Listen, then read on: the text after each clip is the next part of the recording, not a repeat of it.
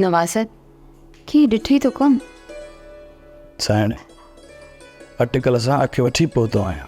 प्यासो दरिया ॾे जॾहिं ईंदो आहे न तॾहिं का ख़बर न पवंदी अथसि। दरिया जी कशिश ई अहिड़ी आहे, उन में त अञा बि परकशिश लॻंदो आहे।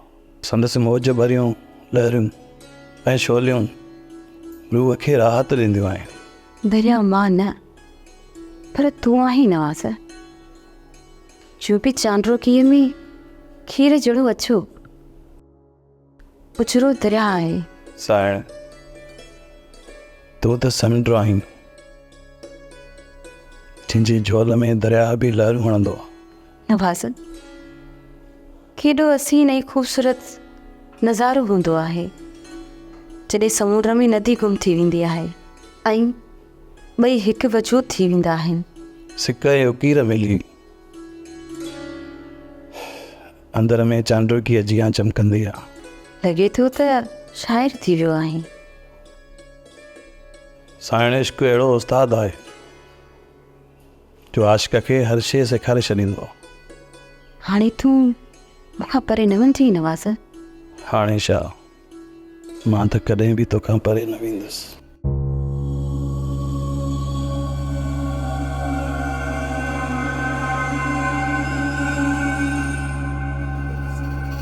साइण छा साइण छा पई सोची?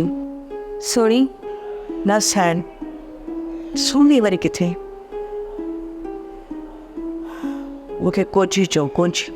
सोणी हथ खे छो ॿधो अथई? शुक्र कर साइण जो हली घुमी सघां थी। मम जी लत अची वई, ॾाढी ॾुखी थी वियमि।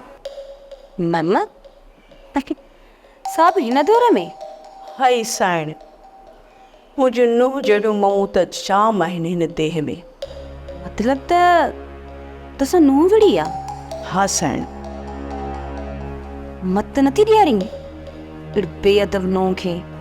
छा करा, मत ॾियण वारे जी मत कसिजी वई आहे। सम्झे नथो। केड़ा तव्हां? तुंहिंजो मौत जाबिर नालो आहे मुंहिंजो। जाबिर जी ज़ुल्म खां चङा भला घोड़ा खोले छॾींदा आहिनि। अॼु आयो आहे इश्क करण वारो।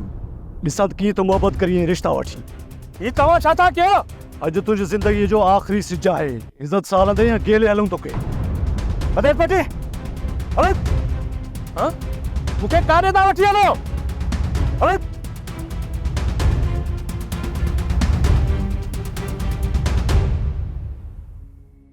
जेकॾहिं तूं मूंसां सचो हुजी हा त अॼु मूंखे घर वारनि जा ताना ॿुधणा न पवनि हा। मूं त तोखे पंहिंजो बणायो पर तूं मूंखे सुकल गुल समझी फिटो करे छॾियो। सलीम, तूं मुंहिंजी सालनि जी मोहबत जो अहसासु न कयो, रोले छॾियो तो। ड्रामा सीरियल चंड ग्रहण तमाम एपिसोड्स ॾिसो हाणे HD क्वालिटीअ में। विज़िट करियो असांजो YouTube channel Sindh TV HD drama. Subscribe कयो असांजो official YouTube channel Sindh TV HD drama ऐं वधीक अपडेट लाइ बेल आइकन खे क्लिक करियो।